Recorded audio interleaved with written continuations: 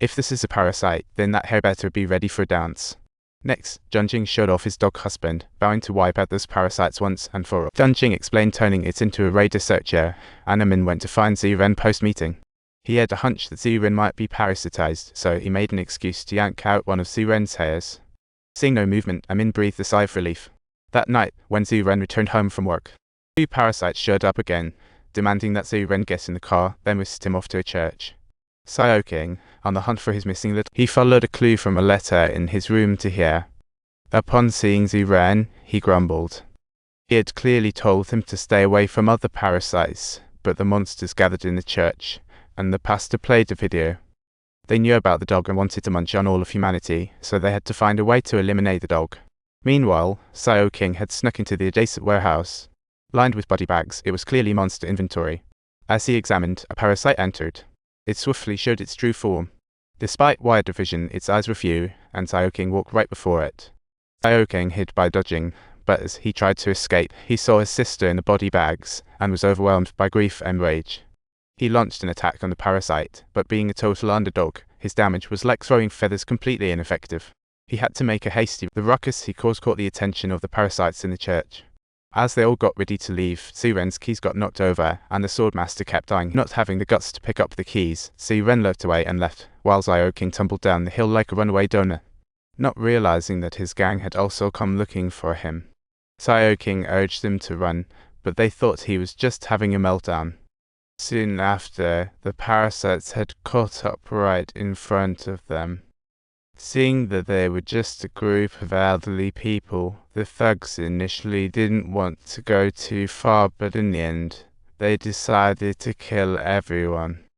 Seeing they weren't taking the hint, the thugs blew their tops, whipping out their knives and yelling, "What did you all eat? That's offense." The thug leader's cleaning crew got wiped out, and the remaining goons didn't fare much better. Xiaoqing took the opportunity to push somebody aside, bolting into the woods and crashed right into Ziren. The two made a break for it together. Xiaoqing sped off with Ziren, no time to explain. But Nine was no good. He betrayed Xiaoqing. Midway, Nine suddenly attacked to finish them all. Ziren sensed approaching parasites. As a parasite flying in mid-air suddenly crashed down in front of the car, Xiaoqing made a sharp turn, causing the parasite to be flung away. They lost control down the hill, nearly teetering over the cliff while Ziren continued to duel with the parasite equal matchup all around.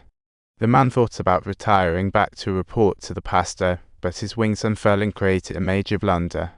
He got yanked back by a tentacle shot from Haiti, thinking, "What's the plan now, fighting in mid-air?" His firepower had fizzled out. It was already too late. "I am the enemy of the parasites, and also..." The parasites turned completely invisible, but Xiaoqing was saved just in time. This time, Ziren had officially made enemies with the parasites. Meanwhile, at the police station, Junjing reviewed the documents and found previous cases. The death rate of parasites was a shocking statistic, enough to make you faint. After bringing Ziren home, Xiaoqing anonymously reported the church to police. It was Ziren's uncle Amin. Amin went to find Junjing, and unexpectedly, Junjing inquired about Ziren's case. Amin caught on immediately, quick to say he had already pulled ahead. He found nothing wrong, then hurriedly mentioned South Mountain Church. That night, a large SWAT team surrounded South Mountain, but all they found in the warehouse were heaps of body parts. As for the parasites, there were no signs of them anywhere. During the search, Amin stumbled upon Ziren's. The keychain was given by him personally. He wouldn't mistake it.